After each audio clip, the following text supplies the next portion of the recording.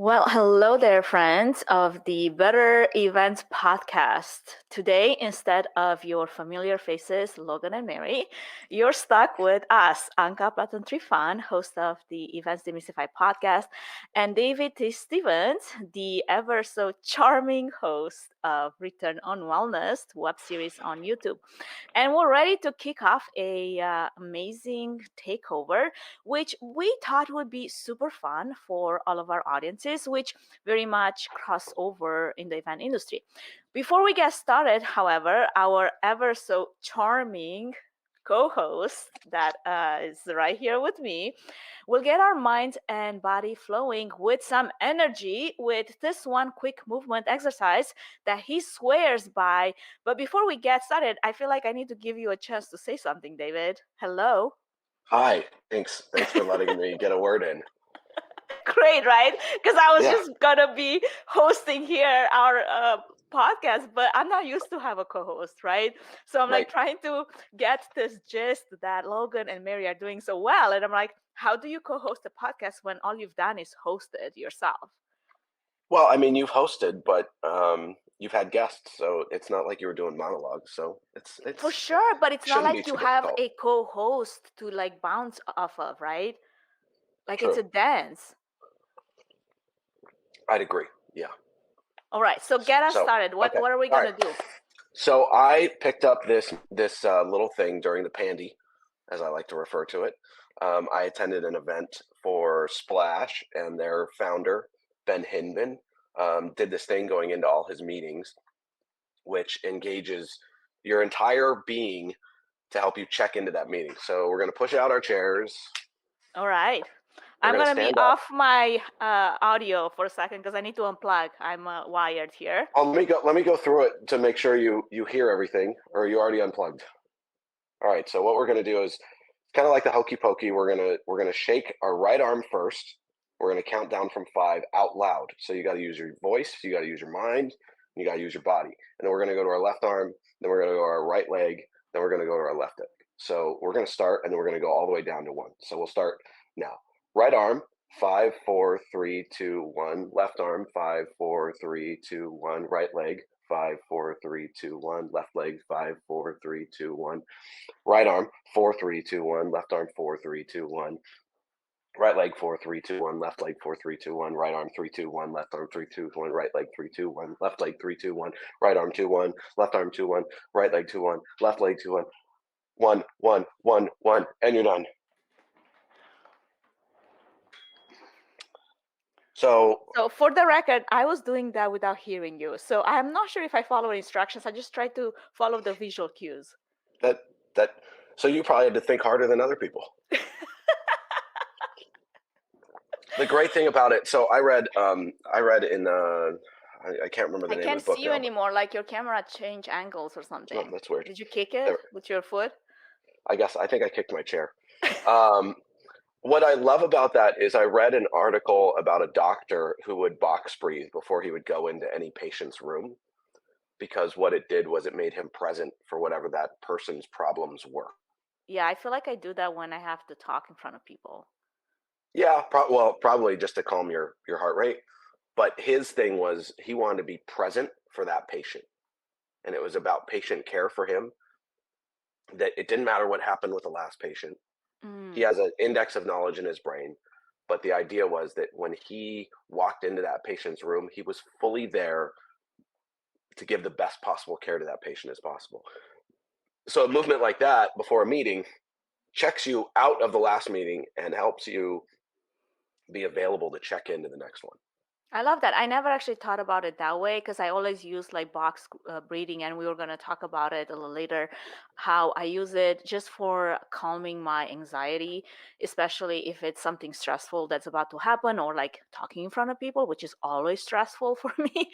So, like, that kind of centers me, and I can walk into whatever situation is without feeling so anxious about it. But like separating yourself from the previous meeting, previous whatever it was, right, circumstance, to be present into the next moment. That's interesting. Okay, I'll take Yeah. that. And you know where box breathing came from, right? I mean, Military firefighters. Am I Navy right? SEALs. Nah, I I was so mean, close. the Navy SEALs got it from somewhere else, I'm sure, but yeah, it started with them. And if it's good enough for them to survive gunfire, whatever situation you're in that is probably not a life or death situation, totally applicable. But according to this book that I'm reading, it's called Spark, which I think you might have suggested it. When you are under that type of anxiety and fear, actually, the reality of what happens doesn't really matter because in your mind, you might as well could be under fire because that's what it feels like. Yeah, that's why our jobs are listed in the top 5 most stressful jobs as opposed to like ER doctors. That's true. They're Well, they with aren't on that, that list. with that, since we're talking about how stressful our jobs are, let's maybe create this podcast around this topic of what are the top tips to survive while you're traveling for those stressful events, and we wanted to create some type of a useful list for whoever is listening so that they can take it and apply it. So with that, I want to name today's episode Traveling for Events, an Event Pros Survival Guide. I mean, who doesn't love, right, the glamour of hotel rooms? You're in one right now. It's so appropriate that I'm recording this in a hotel Right? room, and I just finished a workout. There you have it. And all that airplane food that I'm sure you're very fond of. And the coffee. I mean, I hope you have some good coffee because it sounds like you're sipping something. I do have coffee. Is yours coffee or what? No, mine is ginger turmeric tea. All right. You're like a 'Cause step above all of us. Well, because no, I'm just fighting off something from being exposed to dirty humans. All right. So let's get us started with that. How about you kick us off with maybe tackling the nitty gritty of prep work before you hit the road because you happen to be on the road, as we just alluded to, you being in a hotel room, unless you live in a hotel room, which I don't think you do. And what does it look like for you to prep for surviving not just the event chaos, but what leads up to that, and what do you do to get that covered? Well, I know I take an approach as I kind of split the world, and I think about what I need to pack for the job and Hmm. what I need to pack for me. And I think all too often we're so focused on the job we don't think about us. So for me, I happen to have it right here. I pack my jump rope. So this morning's I like workout, that. this morning's workout, I actually could have done in my hotel room if I had to, which I've had to do at previous conferences in Vegas when the gym isn't open in time. Yep. Um, I hate that in Vegas. Not yeah, only does it that's open late, but it also closes early. It's like so annoying. that's a whole nother conversation. Um, which, by the way, you can get them to open it early and close it later with offering to cover the increased cost of salary. But I've done that for previous events. Um, not as an individual, but if you have a meeting, you can get them to do Okay, that makes sense. that. I don't know if I want to pay like $3,000 just to be working out in the gym Yeah, before or after hours. it's I just had to pay the additional salary, which they don't pay that much, so it was pretty cheap. Okay. But so I I have an app that I use that gives me basically road friendly workouts. There's a dumbbell version because hotel gyms are usually lackluster in a variety of equipment. There's like the full on version with barbells and all kinds of craziness, and then there's a body weight version. So that basically it has so many versions that you're out of excuses. And if you get up in the morning and you do something, um, if you know you're going to do that, then you'll pack accordingly. You'll make Yeah. sure that you can think about where you're going to be. If there's a fridge in the room, you can. Some people I've known, and I've done it in the past. If I'm going to be somewhere where I know meals are going to be dicey, I will pre-order like meal prep company, and have it delivered to the hotel, and put Yeah. it in the hotel fridge. But I always pack gym clothes. I always pack gym shoes. I pack my jump rope. I bring a shaker cup, and that way I can backfill the rest, be it a quick shopping trip when I land or something like that. So I I like know that. you do the same as well. Yeah, I definitely plan ahead when it comes to knowing if that hotel, whatever that might be, has a gym. And then actually go and research what type of gym that is. Like I would look at pictures online, like does it have the equipment that I normally use for my workouts, or does it just have your regular, a few cardio machines, and maybe some dumbbells, like you said. And then I have a plan similar to probably what you have in an app that I built for myself with a routine that I know if all I have is like a cardio treadmill for that and then some treadmill some dumbbells, then I plan my workouts based on that. But even there is like sometimes it's I take shortcuts because normally I use heavy dumbbells and not all hotel rooms have heavy dumbbells, so I'll have to adjust. But I love the idea of a jump rope. Actually, I've used that before in a hotel room without a gym where I just needed to get a workout and it wasn't safe enough, or I felt like it wasn't, for me to just go for a run. Because I would probably prefer going for a run versus just jump roping, unless I have to watch TV or some show. So that Right. jump roping while watching TV sounds like a good combination. And that kind of takes care of my workout. Now, when it comes to meals, you're right. Like it's so important to have the right type of, especially if I follow a very strict macro menu, and to have something that fulfills my needs. And many times, actually, if I have time prior to the event, I would go to the local. Now I actually know which places have what. So I have a shopping list from Walgreens, even Walgreens, because I mean, there's a Walgreens everywhere, right? Or Trade CVS. or CVS, exactly. Trader Joe's is my go-to if it's a fancy place where that actually has a Trader Joe's and is not too far from the hotel I'm at. And I would buy either protein in the form of chicken and some greens, that I can do in my shaker, because I definitely get my shaker with me as well. Or I would buy those shakes, the protein shakes that you can already, Yeah. have them to go and they don't need to refrigerate in situations where you don't have a fridge. And that's been, very helpful to just put in my bag and go on site when I have to have a snack.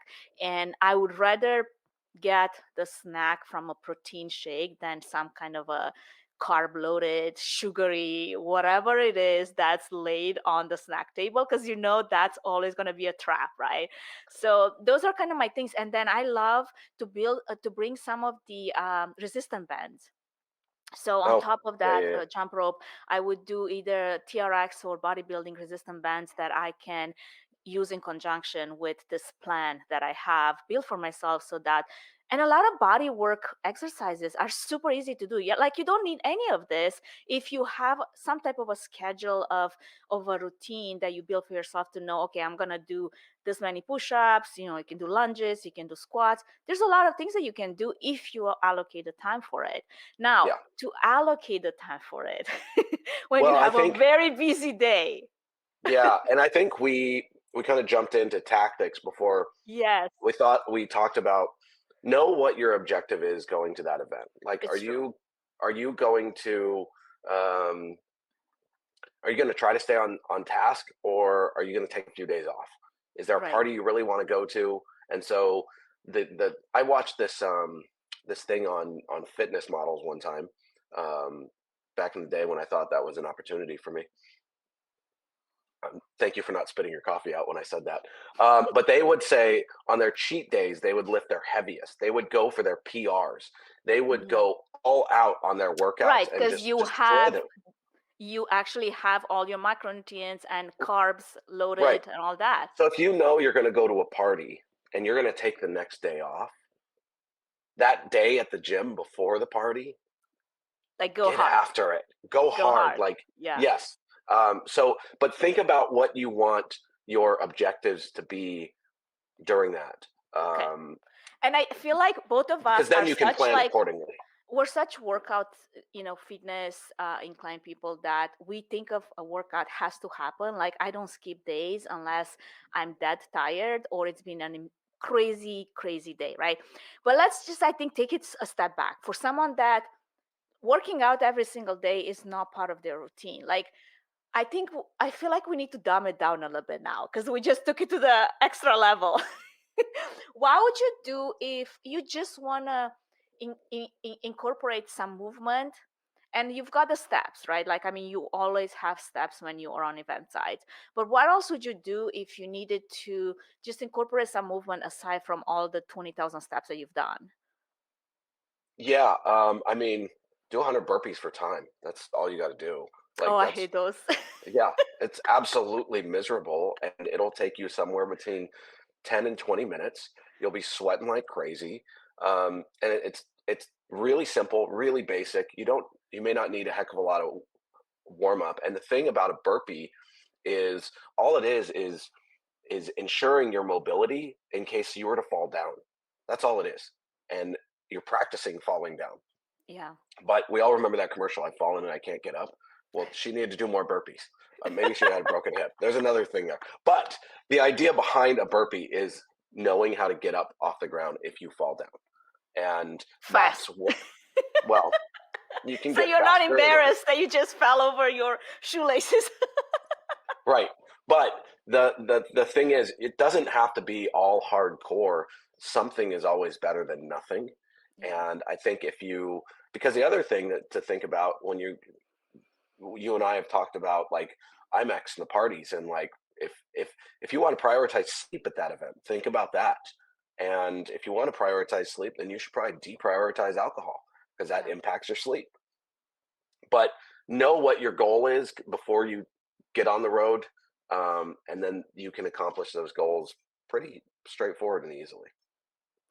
With a little bit of planning, because we were just talking, we covered the workout that we personally do. Now, you don't have to go that crazy if you're not on a regular workout routine like some of us are.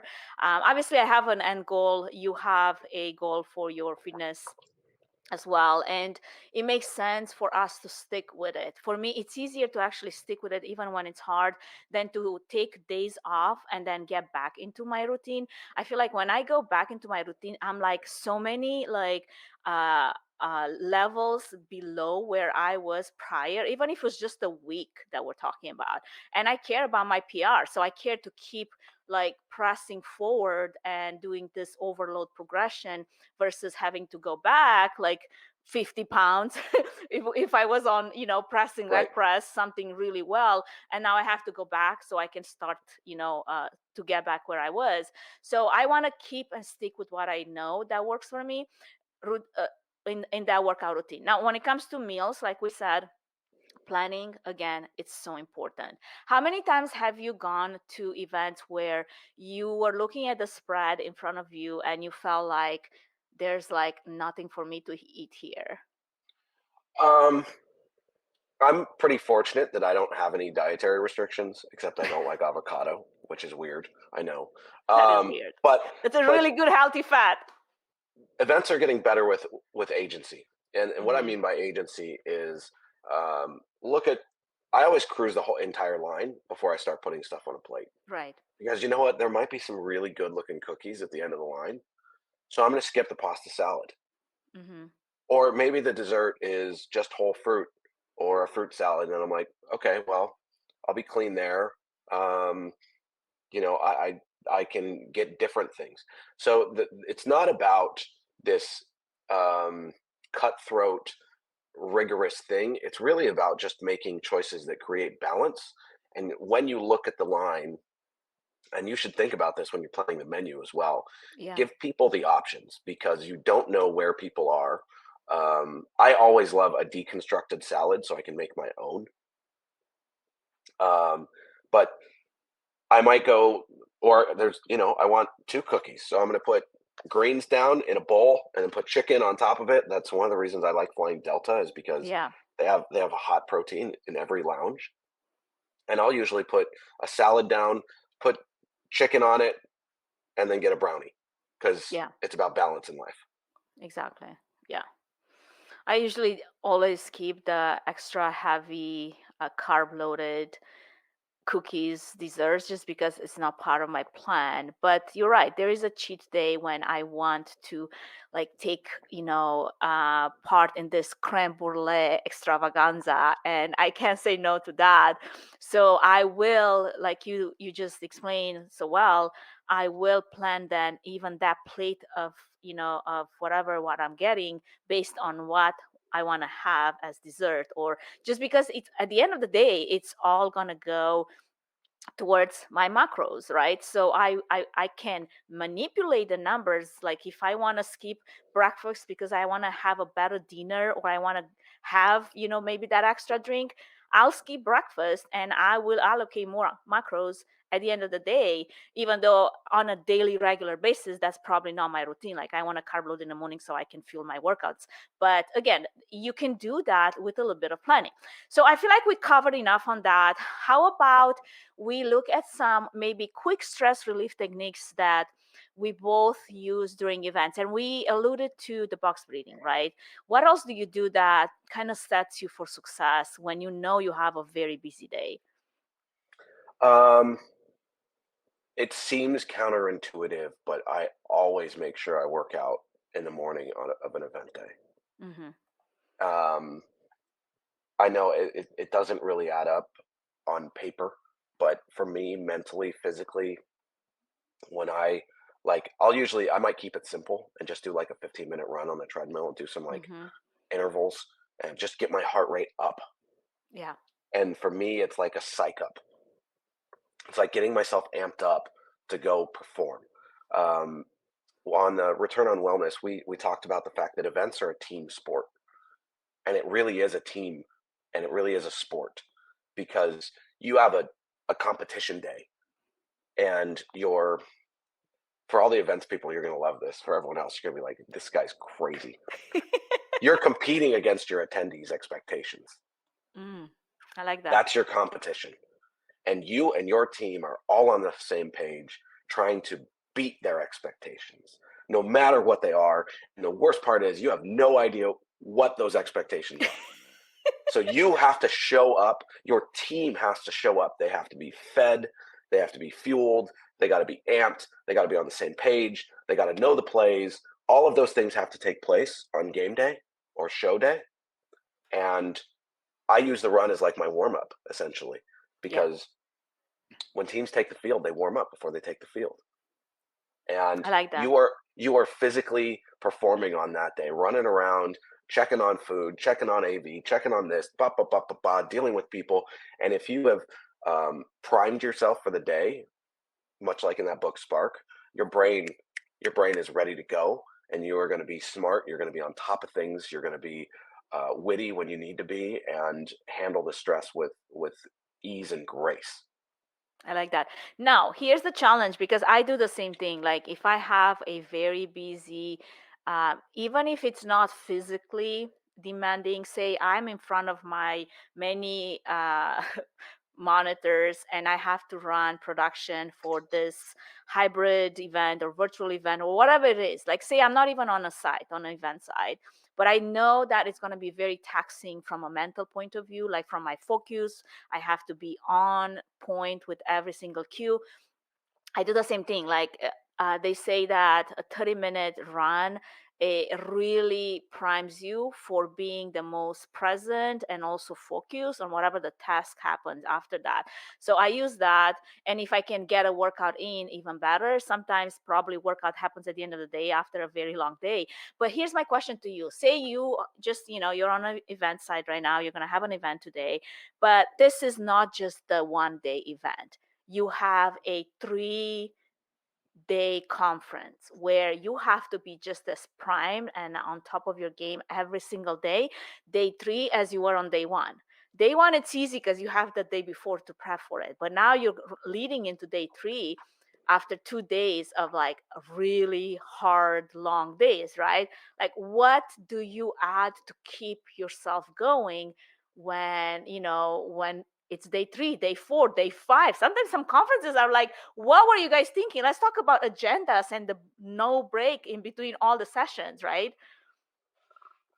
Just a little bit of meth. No, I'm just kidding. So I also want to go back a step about you said a 30-minute run, and people are like, I can never run for 30 minutes.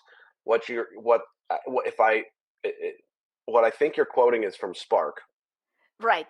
And and I love what it was actually a heart rate zone, heart rate. That's right. Which which usually a run would get you there. But also, you know what else gets you there? Which I do on not if you don't very work many out. days. No, let me tell you.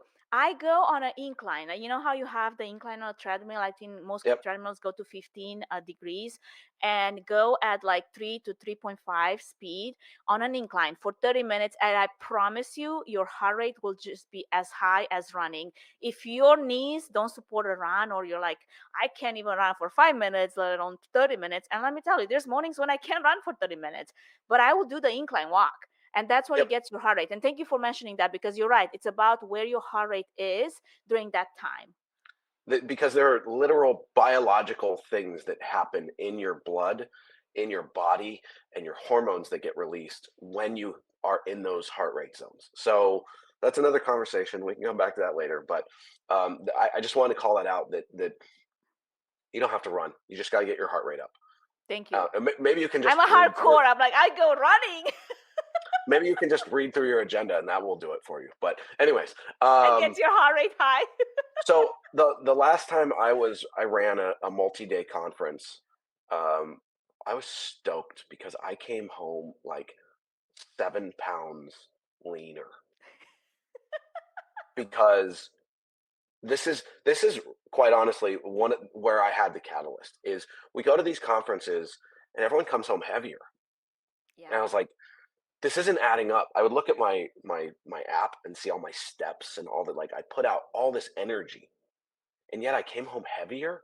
What what am I doing? Like, what was the disconnect there?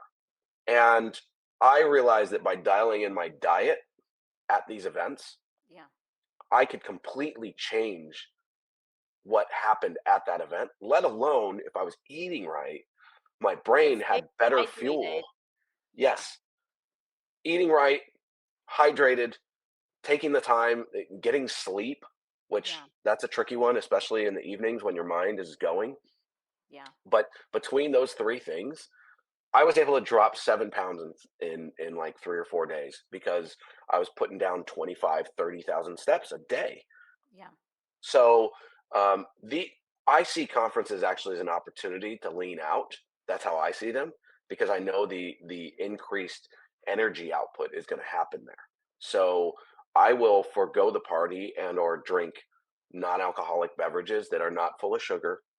Um, Careful with the mocktails, but like, club soda with a little bitters in it is Yeah. a very simple. You kind of feel like you're having something, like, you know, um, your increased expenditure is an opportunity to take advantage of. And if you're not, you're missing out. But you do have to also take into the account the time that you might have to recover, right? Like, some people do not have downtimes during busy season, because what you just explained sounds great if you have downtime to recover from it, right? But if you lose pounds every conference you go to, and like just last season alone, I was like conference to conference to conference, and there isn't so much to lose. At one point, all you lose is Well, like your basically mind. I can't say I'm disciplined enough to keep those pounds all the way off all the time. Um, but to me, it was always whenever I was in that, I it was game time to me, and it was Yeah. an opportunity to perform, and that was my focus. And I wanted to make sure, like, it, it, it was time on the field. Like, that was go time. And I played one sport in high school, and that was it. So like, I'm not a previous collegiate athlete or anything by any means, but like, those are our opportunities to shine. That's where we get center stage, and we really can showcase and take advantage of it, and leverage those opportunities to make the most of it for our bodies, and our minds will thank us for it. So why do you think events are so brutal? Like, why do we, make it like to be this brutal experience for us behind the scenes? And let me tell you, like, it's not just front of scenes, speakers that feel it, because I've been on both sides of the event, and I'm sure you have as well. But it just feels like we don't look at it as a experience where we can, I want to recharge. Like, I want to go to IMAX, or whatever other industry event, and come back thinking, wow, I feel recharged. more often than not, I feel like done for, like so tired, so exhausted. I need another week just to recover. I want to come back to that. I want to ask you a question first. Go. And I know we're short on time, but We are gonna run out of, yeah. this is a very tactical question, and I think everyone can use these tips. What's in your emergency on-site kit? Ooh. All right. Coffee. Okay, I'm kidding. I do love to actually get good coffee. I feel like a lot of coffee that you get on some event sites are just like watered down By the versions. way, I got to give props to Caesars. I have been to a conference at their forum, not Mm-hmm. not in the main hotel. I haven't been Right. to one The over there. forums. Okay. The second new Right. building, the coffee over there, amazing. And I drink Okay. it black in the mornings, so Yeah. sorry, but little props Same. to them. Good trade show coffee is few and far between, so they deserve the accolades. Okay, Absolutely. I agree. But here, actually going to that, actually, I pack my Nespresso Uline espresso machine in you're my insane. bag. I am not kidding you Yeah, because you have problems. This is not what normal people do, espresso people. is important to me just because, again, I drink it black the same way, and if it doesn't taste right, you can tell. Okay. Yep. Extension cords. Somebody was making a post, I think it was my friend Andrew on LinkedIn, about how he was like making this funny post about how he was trying to find a place to I know, iron something, and there's like hotel rooms without any ports, like any power ports aside from like one by the bed somewhere. Like one would be enough, right? I kid you not, I take my extension cord, I take my triple tap. Those are things that I don't have expectations for the hotel to provide for me. I just want to be prepared. What is a Protein. triple tap? Like one of those cubes that you put in one outlet and then you have like three or four outlets. Great Oh, for okay. All right. devices, so you All can right. charge like your watch, AirPods, your phone, all the things, right? Like I have quite a few devices that I usually need to charge at the end of the day, and plus my battery bank. I always carry some battery banks with me for my phone. Yeah, that's right.